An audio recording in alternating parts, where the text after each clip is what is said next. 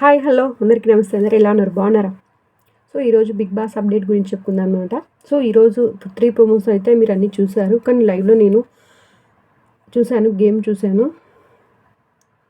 So ఈరోజు ముగ్గురికి అంటే కళ్యాణ్కి, ఇమ్ముకి అండ్ రీతుకి బ్రిస్క్ అంటే బిక్స్ ఐ మీన్ మనం కొంచెం తెలుగు మీడియం కదా, కొంచెం అటు ఇటు అవుతుంటుంది, కొంచెం అడ్జస్ట్ చేసుకోండి.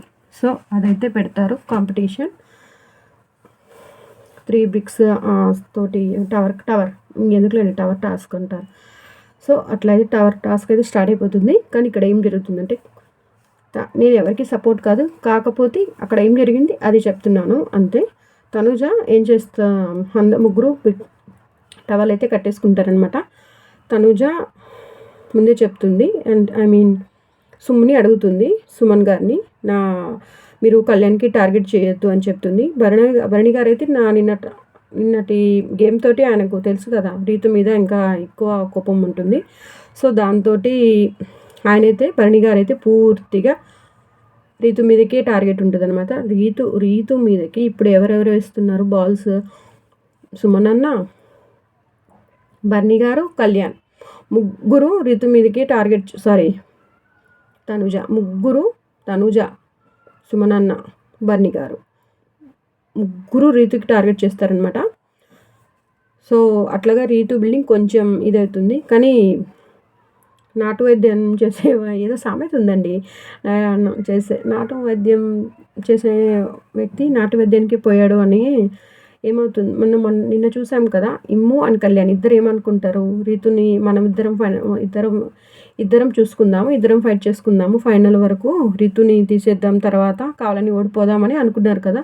కానీ ఇక్కడ నిజంగా గేమ్ చేంజర్ ఒకటి తనుజ అనుకోవాలి, ఇంకొకటి చెప్తాను అది ఎందుకో, ఇంకొకటి బిగ్ బాస్ అనుకోవాలి, చెప్తాను ఇదే ఈరోజు జరిగింది. సో ఇది టూ రౌండ్స్లో జరుగుతుంది అనమాట ఈ టవర్ టాస్క్ అనేది. సో ఫస్ట్ రౌండ్లో డెమోన్ అయితే స్టార్టింగ్లో అందరికి వేసేస్తాడు, కానీ తనుజ మటుకు పర్టికులర్గా రీతుని టార్గెట్ చేయమని చెప్తుంది. ఇది ఫస్ట్ రౌండ్ జరుగుతుంది అన్నమాట.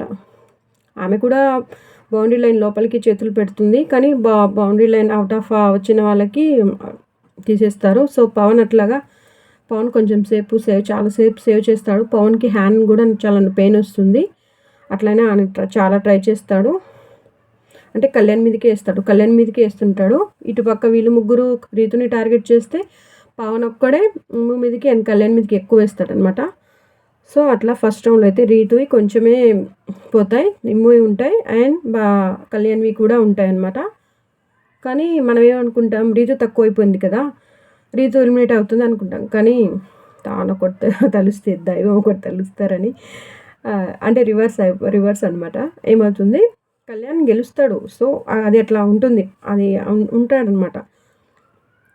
కానీ సెకండ్ లెవెల్ టాస్క్లో ఏమవుతుంది, అదే టవర్ టాస్కే, కాకపోతే ఈసారి కళ్యాణ్ని పక్కన పెట్టి ఇమ్ముకి అండ్ రీతుకి పెడతారనమాట. సో ఇక్కడ ఏమవుతుందంటే, ఇక్కడ తనుజ యాస్టీస్గా ఏం చేస్తుందంటే, ఫస్ట్ రౌండ్లో రీతుని చాలా టార్గెట్ చేసింది కదా, ఎందుకంటే కళ్యాణ్ టవర్ పడిపోకుండా ఉండడం కోసం. ఈసారి తను ఏం చేస్తుంది, తన రూట్ మార్చుకుంటుంది అనమాట. అంటే ఈసారి ఇమ్ము మీదకి బాల్స్ వేస్తుంది. ఇమ్ము అండ్ పవన్ ఇద్దరు ఇమ్ము మీదకి బాల్స్ వేస్తారనమాట, అంటే ఇమ్ము టవర్ ఉండొద్దని. సో అంటే తన ఎట్లా ఉందంటే, ఫస్ట్ రౌండ్లో కళ్యాణ్ ఎక్కడ పడిపోతాడు, తన బ్రిడ్జ్ ఎక్కడ పడిపోతాడు అని కళ్యాణ్కి సపోర్ట్ చేయడం కోసం రీతు మీదకి అటాకింగ్ మోడ్లో ఉంది. ఇప్పుడు రెండో లెవెల్ టాస్క్లో ఎందుకు రీతుకి ఫేవర్గా ఉందంటే చెప్తాను. ఎందుకంటే ఇమ్ము కళ్యాణ్కి టఫ్ ఫైట్ ఇస్తాడు కాబట్టి, అంటే నేను అనుకోవడము ఆమె ఉద్దేశం. అదే రీతు అంటే ఈజీ అయిపోతుంది. అదే కళ్యాణ్ ఇద్దరు ఉన్నారనుకోండి, సో అట్లా ఇద్దరికి టఫ్ ఫైట్ అవుతున్నప్పుడు కళ్యాణ్కు రిస్క్లో ఎందుకు, రీతు అయితే ఓకే, ఫిజికల్స్ ఏమన్నా వస్తే కళ్యాణ్ చూసుకోగలడు అన్న దాంతో ఆమె మైండ్లో ఏం థాట్స్ ఉందో ఏమో. లేకపోతే ఇంకోటి కూడా అనుకోవచ్చు, ఫస్ట్ రౌండ్లో నన్ను హెల్ప్ చేయలేదని చాలా అన్నది కదా, సో సెకండ్ రౌండ్లో హెల్ప్ చేసి మనం మంచిగా అనిపించుకోవచ్చు అని అయి ఉండొచ్చు. రెండు ఉంది, ఒకటి కళ్యాణ్ విన్ అవ్వాలని, ఒకటి కళ్యాణ్ గురించే ఉంది ఇందులో. ఎందుకంటే కళ్యాణ్కి టఫ్ ఫైట్ అవ్వద్దు పర్టికులర్గా ఇదే మైండ్లో ఉన్నట్టుంది. సో ఫస్ట్ లెవెల్ ఆఫ్ టాస్క్లో ఏమో రీతుకి టార్గెటింగ్గా ఉంటుంది. రెండో లెవెల్ ఆఫ్ టాస్క్లో ఓన్లీ ఇమ్ము టార్గెట్ అవుతాడు. ఎందుకంటే అంతే, ఇప్పుడు ఇమ్ము కళ్యాణ్కి టఫ్ ఫైట్ కదా రితు కంటే, ఆమె ఉద్దేశంలో అదనమాట. సో అట్లా అయితే ఎలాగో అలా ఐ మీన్ రీతు అయితే విన్ అవుతుంది రెండో లెవెల్ ఆఫ్ టవర్ టాస్క్లో. ఇప్పుడు రీతు అండ్ కళ్యాణ్ ఇద్దరికి థర్డ్ ప్రోమో చూశారు కదా మీరందరూ, ఇద్దరికి పెడతారనమాట. ఇద్దరికి పెట్టినప్పుడు కళ్యాణ్ అయితే విన్ అవుతాడు. సేమ్ తనుజ స్ట్రాటజీని అంతే కదా, తనుజ అనుకుంటే జరిగింది కదా. హౌస్ మొత్తము రీతు డెమాన్కి ఎక్కడా సపోర్టింగ్ లేదు. అంటే పర్టికులర్ ఈ టాస్క్ నాకు అదే కనిపించింది.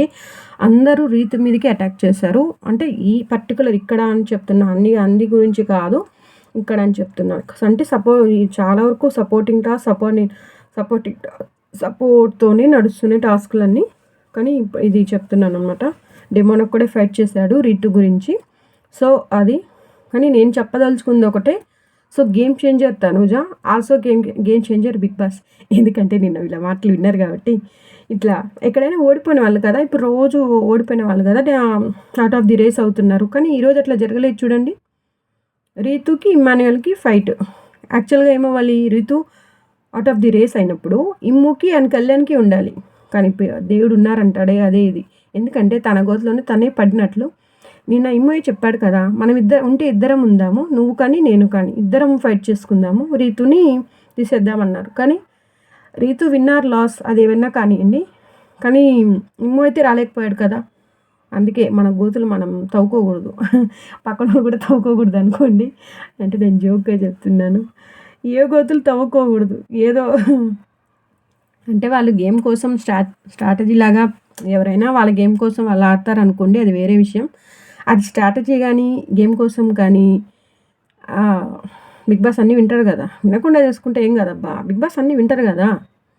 కొన్ని బిగ్ బాస్కి వినకుండా స్కెచ్ చేసుకోవాల్సింది పాపం.